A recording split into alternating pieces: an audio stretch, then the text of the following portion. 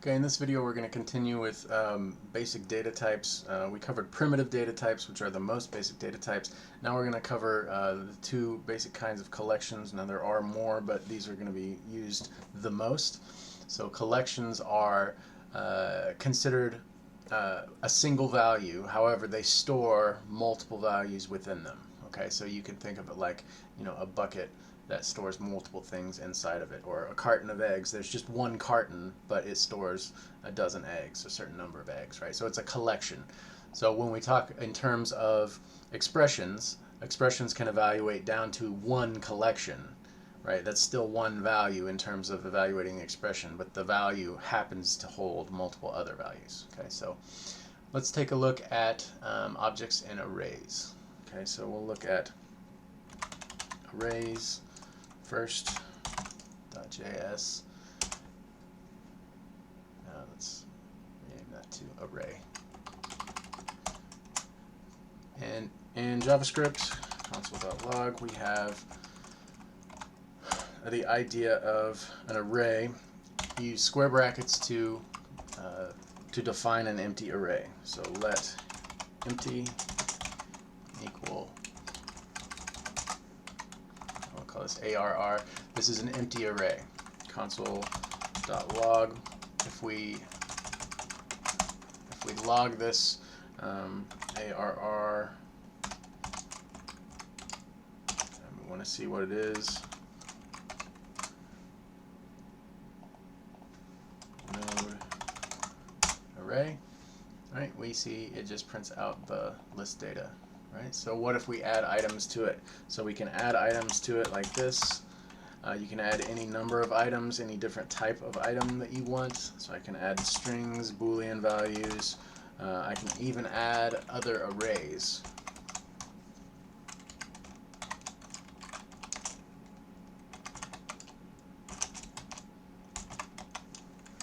Okay, so this is obviously complex, right? We have numbers for the first three entries, then we have a string, then we have Boolean data, then we have another array that has its own set of entries.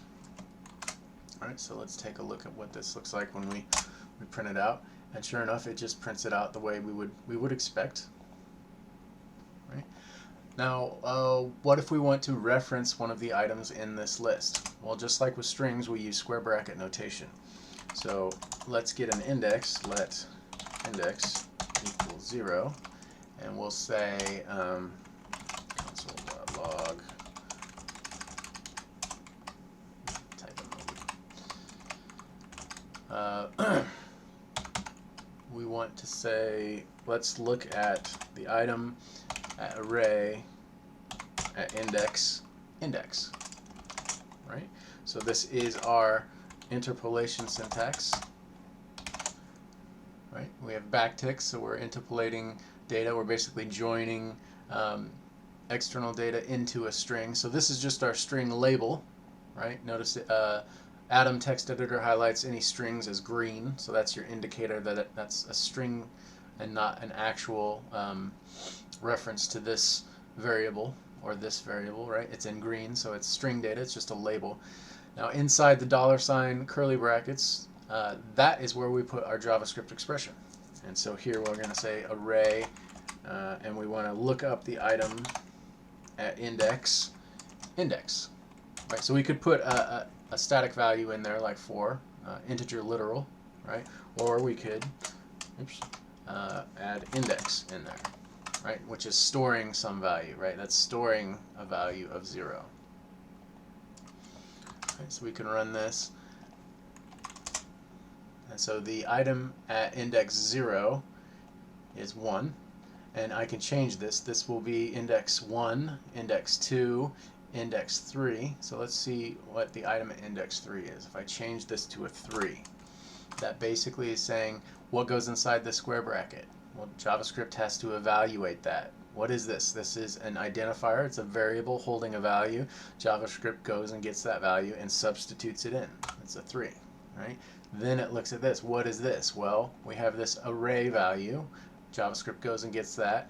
And with square bracket notation, I want the item at index 3. So 0, 1, 2, 3. So it's going to return this, essentially. right? And then that's what we're going to see here. That's basically how JavaScript is doing this. Right, so we keep index at 3, and we should see cat here. So sure enough, there we do. So what happens, let's say we want to change index to, this is index 3, 4, and 5. We want to get this list, so we're going to make index 5. Right, so I just duplicated that line with Shift-Control-D in the Atom text editor and press down a couple times. Control up and down will move the lines up and down like that. And here we see we have another array. Okay, now I printed this array out slightly differently than this array, but it's still joining those items with commas, right? So this is a list of items. We can look at that and we can say, what is the length?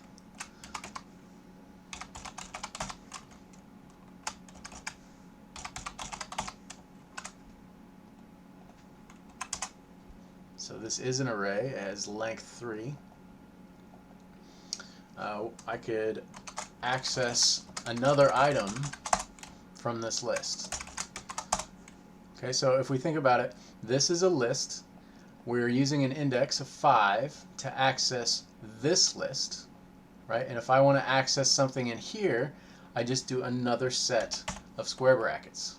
So this should be 0. Which would be the A character.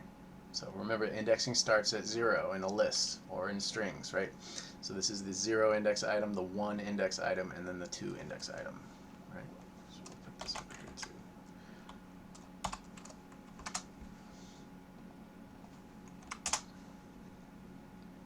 Right, so array index 0 is A. Okay, so if you have nested arrays like this, here we just have one array nested inside of another array, right? That's 2 levels of nesting. So we had to use, if we're accessing something in that second list, we have to use the first square bracket notation, but then to access something in the second list, we have another square bracket notation. And this can go on and on. We can have something, we say array is a list that contains a list, that contains a list, contains a list, and it might have number 2, 3, and then a list that contains the number 3.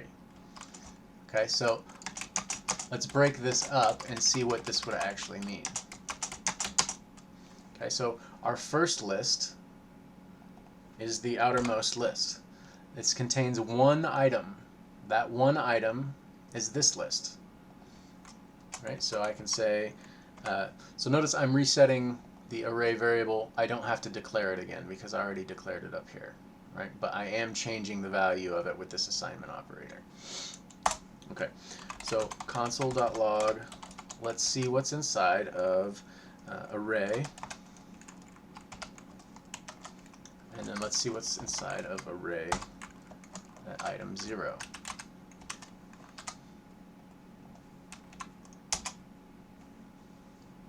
Okay, so when it prints things out, if you get too much nesting, it just generalizes and says array, and then it stops going into all of the different arrays. All right, so the top item we see is a list of lists. So the first item here, this is index 0 of array. Now if I want, what does that list contain? Well, it contains this list, and to get that, I have to get the first item of that list. Right, so that's going to be, this is our whole list, this is index 0 of that item, right? This is the item at index 0 of that list, right? So that's what we should have here. And then I want index 0 of the next list. So you see, as we nest, we just continue with that square bracket notation. All right, so that should get us this list, and then we can see what's at item 1. That should be the number 2.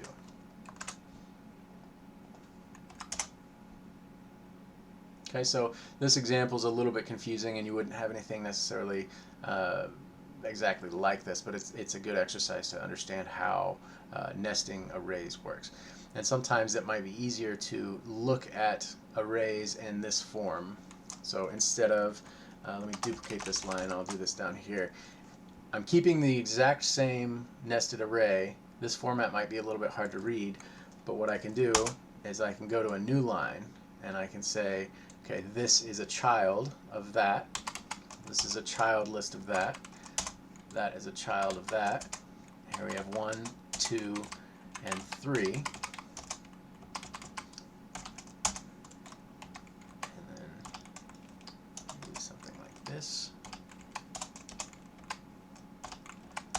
Now I haven't changed any of the brackets, right? All I did was sort of add space. So this gives you a sort of idea, a different view of the array, right? So you might see something like this. We have list 1 here, and I might have another list under here. This could be a second list.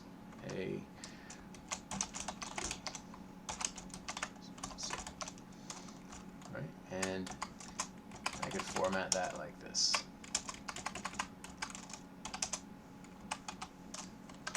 Alright, so you'll see this sort of notation a lot with arrays and specifically with objects.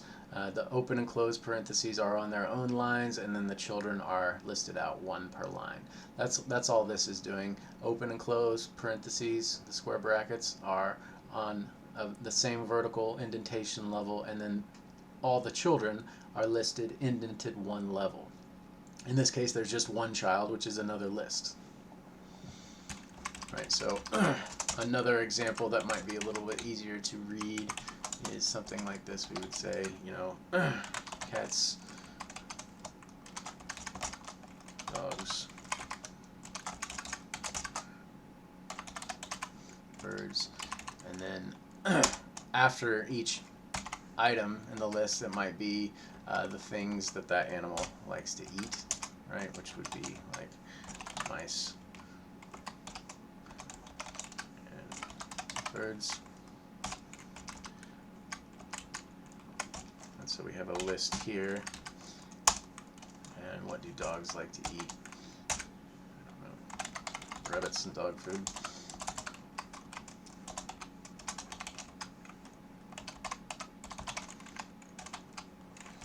And what do birds like to eat? Seed. Okay, so this is just an array we've defined, but instead of defining out horizontally like this, we have an array that has an item, which is an animal, as a string, and then the next item in the array is another array, and that array is the items that the previous animal eats. So we have string list, string list, string list. Okay, so to work with this a little bit with the console, we say something like console console.log, and basically just referenced by index. We want to say the item at index 0 eats the items at index 1, and the first item on that list will print out. Okay, so the item in our array at index 0 is cats, right? 0, 1, 2, 3, 4, 5, right? So this should be cats. The item at index 1 should be the things that the cat eats, which is a list. Since that's a list, right? This is a list. I can reference the first item from it, which would be mice. So that should be cats and then mice. Right? So you'll see this sort of notation with larger arrays, or specifically with nested arrays.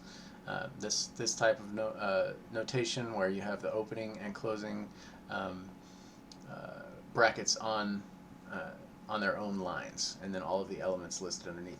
And if you do use this notation, I highly recommend putting a comma after every single item. Technically, you don't need a comma after the ending item, right? But the reason I recommend you put the comma there is because you might want to move things around.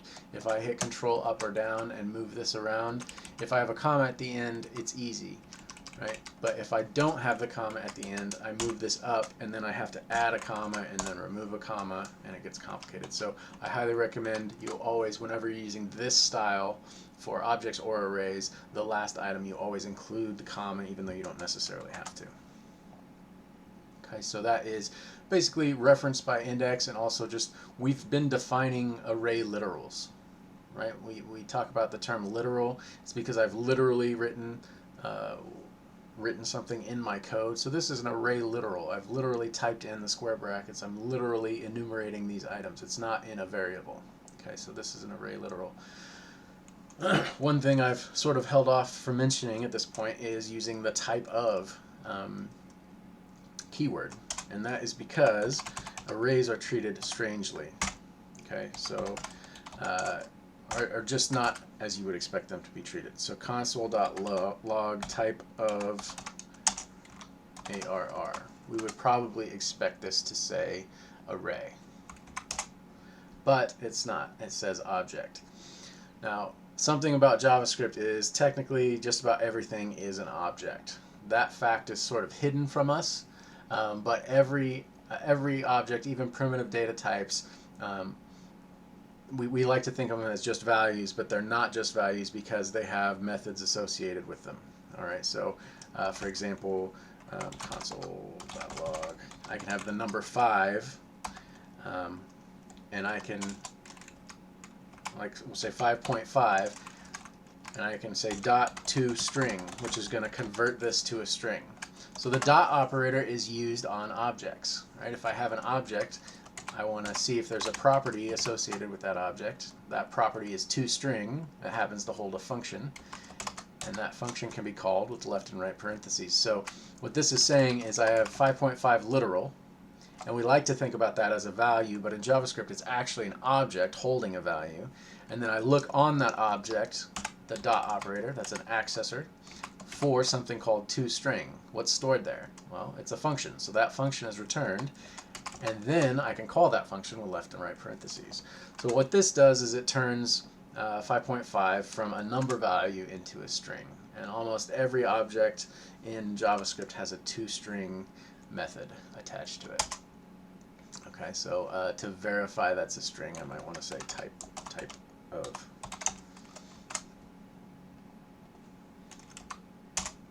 Right, and we see that this did in fact convert this to a string. Right, I could also have, like, if I had 5.5 saved as a number, right, I can say number.toString, that sort of thing.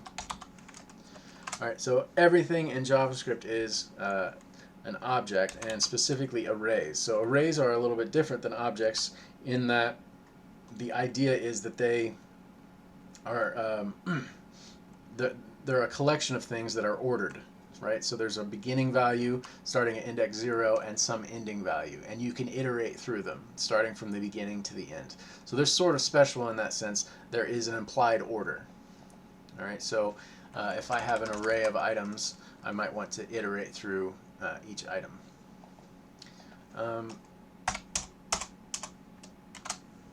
So how do we know if we do have an array versus an object? Okay, we'll talk about objects in a second, but objects are basically a collection where you have named items. So instead of using like an index number, a numeric value to indicate where an item is in the collection, you use a name, a string value. All right, so an object might be something like this. Let's console.log do for objects.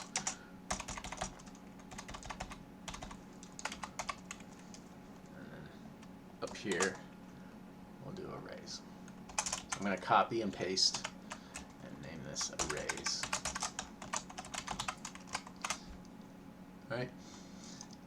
So now we're going to take a brief look into objects, and we're gonna jump back here at some point. We have to get back to arrays. We want to determine the type of this thing, and if I have an object, I can define that the let character, and I'm going to say obj. That's just a variable name, and I'm going to set this to an empty object. So objects are defined using curly braces instead of the square brackets. So with an array, you start with an open and close square bracket, right? And each item is automatically assigned an index. So the first item is index 0, 1, 2, 3, right? That's assigned for you automatically. With an object, you have to define what the keys are. So, for example, objects are good at storing data about a particular, all about a particular individual. For example, if you have a website that has user data, like almost every website does, there are properties that you need to keep track of, right? Like their first name, and then you use, so this is the name of the first item. This is going to be, I'm going to call this first name, colon, and then I'm going to store some first name. So I'll just use my information. And then here we have last name, colon, and store some information, right? And after each entry, you add the comma. Now, just like with arrays, we could make the object like this, all on one line.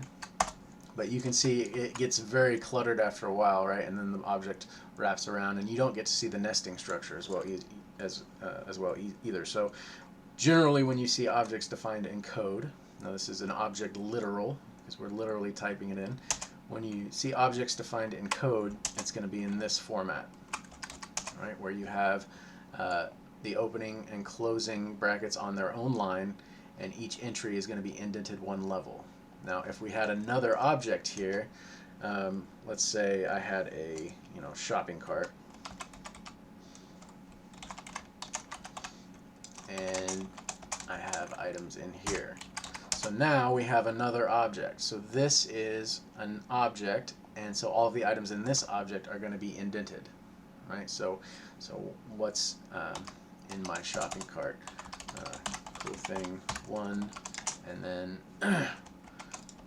this might be an object that has an identification number, right? This might be item 44798, whatever. And then it might have a cost, right? And this might be, I don't know, $33.76, right? So that's one item in my shopping cart. And then I might have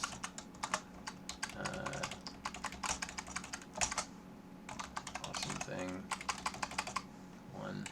This would have a different ID number, and this might cost $15.76 or something like that. Right? So in this way, we have data that is structured, right? Just like it's a collection of data, but it's structured differently. Instead of having the index value, we actually have a name, right? So if I want to log these things out, console.log, I can just print object dot first name, and then object dot last name, right? And so this, if with an array, this would have to be something like object item, instead of dot first name, it would be item at index 0, right? And then this would be the item at index 1. Right, but it's not an array, right? So we're using objects, which allows us to do key value storage, right? So sometimes an object is referred to as a key value store. You might hear that term. The key is the label for the value, right? This is the actual data stored there, the thing on the right. So this is just like assignment with variables.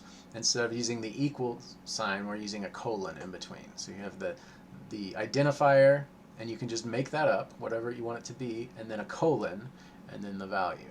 And at the end of one entry, you add a comma. So again, always add the commas even at the last item.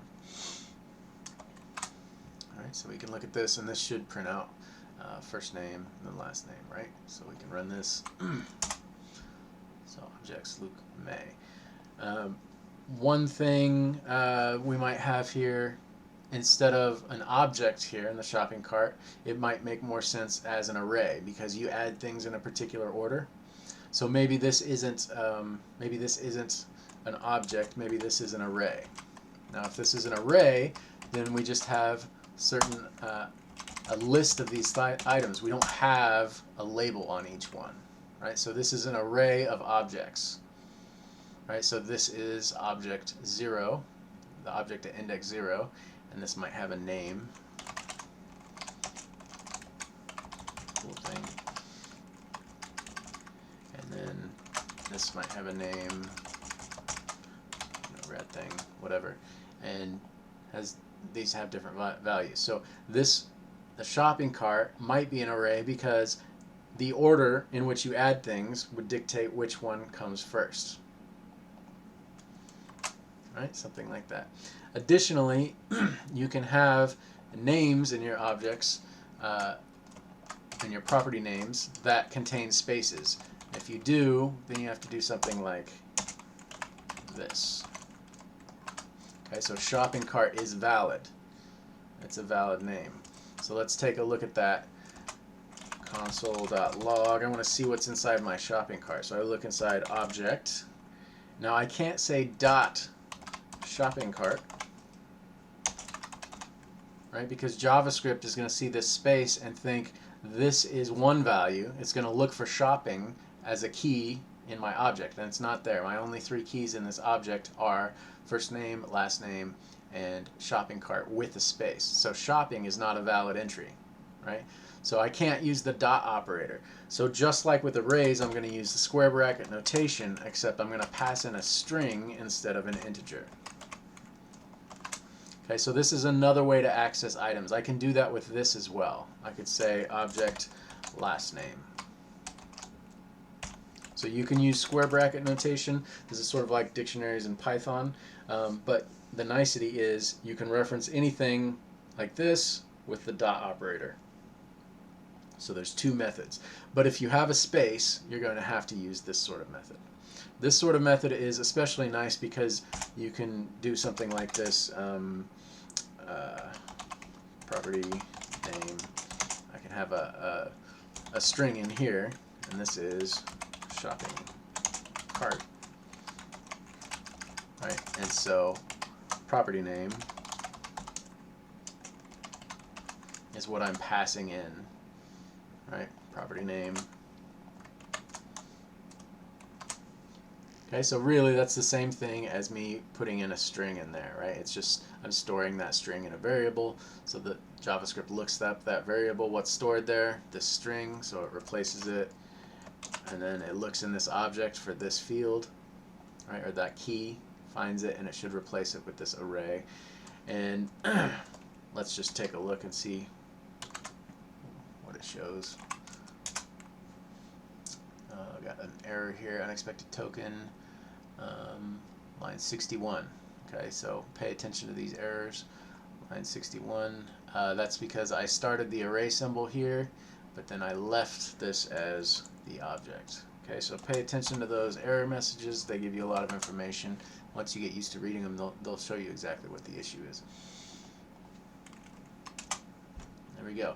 So here we see the shopping cart item is a list, right? It's an array with 2 items in it. The item at index 0 is an object, and the item at index 1 is another object. Okay, so this is the item at index 0, item at index 1. So that's the main idea with arrays and objects. Mostly we just talked about reference by index. That's the most important thing you need to know about. You might want to know how many items are in the list, right? So we did length for objects. What you can do is something like object is a special keyword, just like the math keyword, and we can say keys. And this is going to give us the keys, so it's going to give us an array of the key names, right? So give us a list of the key names. So I can console.log this object.keys. This is going to give me that list, and the key names for my object are first name, last name, and shopping cart with a space. These are the 3 key names. So each one of those I could use as a key name for object, right? Additionally, And similarly, I guess there's a values, object.values, and then you pass in the object.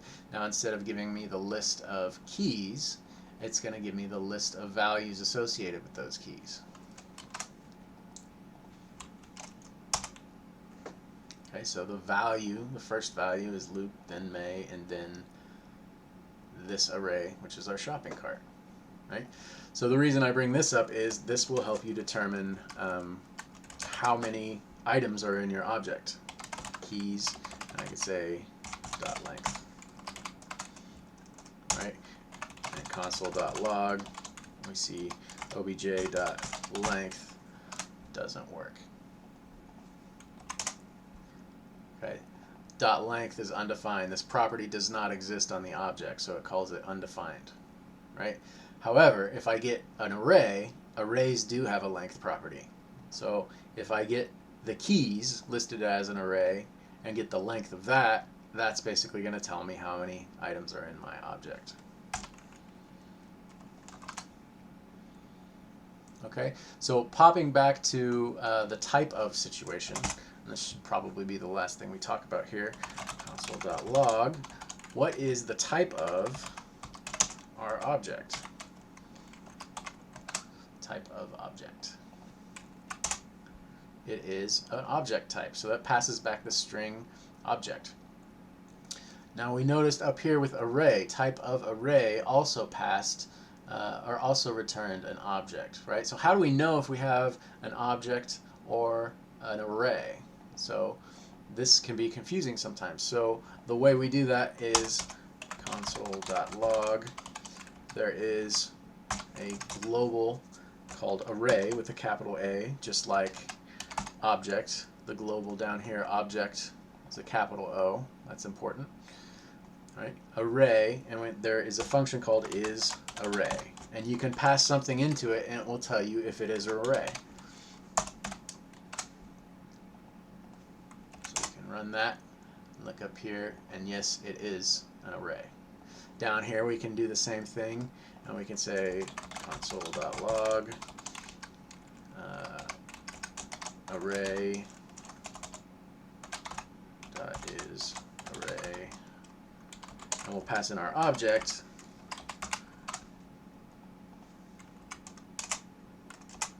and this is not.